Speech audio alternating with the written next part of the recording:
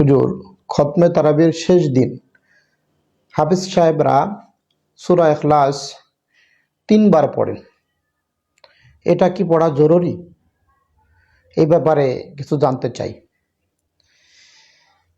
3 বার পড়াটা জরুরি না, বরং এটা জরুরি মনে করা, পরিহার্য মনে করা, এটা মাকরু।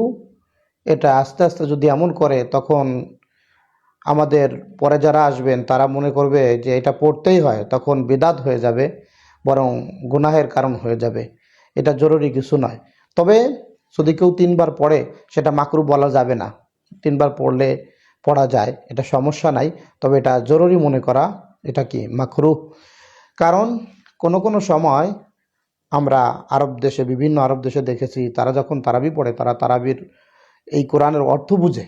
সুতরাং এক আয়াতকে অর্থের দিক তাকিয়ে অনেক সময় গুরুত্ব বোঝানোর কারণে বিভিন্নভাবে কয়েকবার পড়ে, তারা বারবার পড়ে। এতে মাকরু হয় না। সুতরাং পড়া যায়, তবে যদি জরুরি মনে করে, এটা মাকরু হবে।